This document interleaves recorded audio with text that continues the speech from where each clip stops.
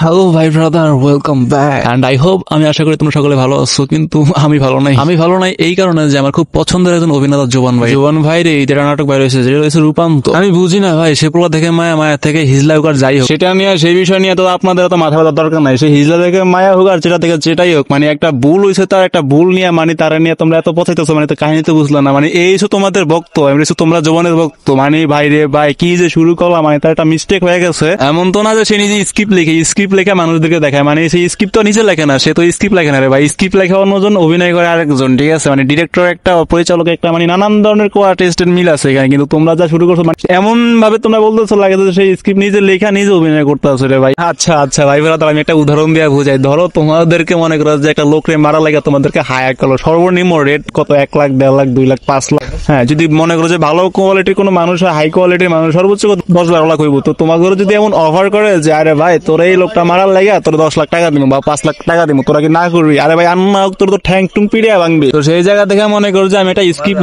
লিখলাম, একটা গল্প লিখলাম, মনে করো যে সবকিছু সাজায় টাজায়, ঠিক আছে? মনে করো যে অভিনয় করার জন্য নায়িকা টাইকা সেটমেট করে, ঠিক আছে? প্রোডাকশন হাউসের কথাবার্তা বইলাম, মেকআপ আর্টিস্টের কথাবার্তা বলে তোর দিয়ে মনে করো যে সম্ভবত ধরো যে তুই একটা, মানে অডিয়েন্স যারা আছিস, মানে তোকে থেকে মনে করো যে কি একটা হায়ার করলাম যে তুই অভিনয় করবি, তোর আমি দিন শেষে মনে করো যে দিমু, এটা দিমু, মাসে সেটা দিমু, কাজ শেষে তোর মনে করো যে দিমু 5-10 লাখ, যাই হোক। তো তোদেরকে যদি আমি মনে করো যে একটা যদি এমন ভাবে হায়ার করি বাইরে ভাই, তোরা তো মনে করো যে কত 50,000 রাজি হয়ে যাবি। তো সেই তুলনায় আমি তো দেখতে আসি না যে জোবানের কোনো ভুল হয়েছে বা তেমন কিছু একটা ভুল ধারণা বা যেমনই হোক, ঠিক আছে? তো জোবানের কোনো দোষ নাই রে ভাই। জোবানে কি করছে, স্ক্রিপ্ট অনুযায়ী কাজ করছে, মাল দিছে কাজ করছে, রেজাল্ট শেষ। মানে বাঙালি পারুক আর না পারুক, ঠিক আছে? মানে সামান্য একটা বিষয় নিয়ে মনে করো যে অনেক বড় কিছু করতে পারে, কারণ নিজের তো কোনো কিছু করতে পারবো না, ঠিক আছে? মানে নিজের যদি এটা কও যে ভাই তুই স্ক্রিপ্ট লেখা দিস, তোর 500 দিব বা 1000 দিব, ঠিক আছে? ওইটা পারবো না। মানে অন্যের বিরুদ্ধে গিবত কেমনে গাওয়া যায়, অন্যদের কেমনে নিচে নামানো যায়, এটা করা যায় খুব ভালো হয়। মানে বাঙালি এটা খুব ভালোভাবে পারে। আচ্ছা ভাই ব্রাদার, তোমরাই বলো, কারণ জোবান কি আমাদের আজকের লুক, মানে জোবান কি আমাদের আজকের, মানে 2-1 দিন বাইরে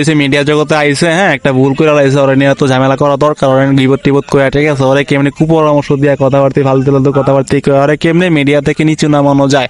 আচ্ছা, ও তো এখানে মিডিয়া জগতে নতুন না, আরে ভাই ও মনে করো যে কি, আমি কি বলবো, এই জগতে প্রায় 15-16 বছর কাজ করতেছে এই মিডিয়া জগতে। সেই 15-16 বছরে ও মনে করো যে একটা মিস্টেক কইরাই লাইছে। তো এটা তো সামান্য একটা বিষয় রে ভাই, এত কিছু নিয়ে তো ভাই ঝামেলা করা ঠিক না একটা বিষয়। আর এটা তো আরেকটা বিষয় চিন্তা করলাম যে মনে করো যে রাকিব হোসেন আছে না, তো তো মনে করো যে ট্রান্সজেন্ডার, ঠিক আছে? মাইকিয়া কোয়ালিটি বলা, মানে ওরা নিয়ে আমি অনেক রোস্ট করছি, অনেক, ঠিক আছে? মানে ও ট্রান্সজেন্ডার, যাই হোক যেটাই করছে, নাটক তো করার তো কিছু করে না, সেটা আবার মাপ চাইছে ও। তারপর দেখি তোমাকে মনে করো যে কি, মানে তোমাদের হুঁশিয়ার কাবজা তো থামতে আসছে না রে ভাই। জোবান হয়েছে কি আমাদের পরিচিত মুখ, তো এই মুখটারে ভাই তোমরা মানে সামান্য একটা ভুলের জন্য, সামান্য একটা কাহিনীর জন্য ওরে নিয়ে তোমরা এত সমালোচনা করবা, মানে এত কাহিনী করবা ভাইরে ভাই। প্রত্যেকটা চ্যানেলে নিউজ, প্রত্যেকটা বিষয়তে নিউজ, মানে নিউজের শেষ নাই। মানে সামান্য একটা ট্রান্সজেন্ডার থেকে পোলা, থেকে মায়া থেকে পোলা, এই সামান্য বিষয় নিয়ে তোমরা যে এত কাবজাব করবা, এত বড় কাহিনী করবা ভাই, আমি বিশ্বাস করো আমি মনে করি যেটা আমি আসলে বিশ্বাসই করতে পারতাছি না।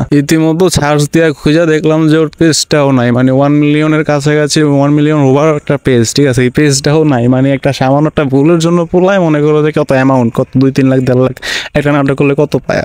তো সেটা তো গেল সাথে সাথে কি পেজটাও চলে গেল। এবার বুঝেন তার কি লাভের থেকে ক্ষতিটা বেশি হয়েছে। তো এই জায়গায় মনে করো যে লাভটা করলো সে কোন জায়গায়, সে মনে করো যে কি 1.5 লাখ 1 লাখ একটা টাকার লেগে একটা স্ক্রিপ্টেড নাটক করছে, সেটাও মিস গেল, সেটাও কুপনাম হইলো, সেখানেও তো মনে করো যে লুজ খান হলো। তো সেই জায়গা থেকে মনে করো যে কি হলো, ওর মনে করো যে সেই জায়গা থেকে 1 মিলিয়নের পেজটাও কি গায়েব হয়ে গেল। তো এটা একটা লুজ খানের বিষয়, একটা ভাবার বিষয়, কারণ একটা 1 মিলিয়নের পেজ জোগাইতে প্রায় অনেক বছর জায়গায় অনেক খাটনি করা লাগে 1 মিলিয়ন একটা পেজ জমা। কারণ ভাইয়া মনে করো আমরা সবাই জানি কারণ যে একটা 1 মিলিয়নের পেজ জমাইতে কত খাটাখাটনি করা লাগে, কত মাস পর মনে করো যে কত একটা ভিডিও ভাইরাল হওয়া লাগে, মনে করো অনেক ভিডিও ভাইরাল হওয়া লাগে, প্রত্যেকটা ভিডিও ভাইরাল হওয়া লাগে। তাছাড়া মনে করো যে ফলোয়ার, যদি মনে করো যে 1 মিলিয়ন ভিউজ হয়, সেখান থেকে মনে করো যে ফলোয়ার আয় না কত 10টা-5টা। মনে করো যে সেই জায়গাটা কষ্ট আছে, সেই জায়গাটা দুঃখ আছে। তো এই ছিল আজকের ভিডিও, সবাই ভালো থাকবেন, বাই, সাবস্ক্রাইব করবেন চ্যানেলটা।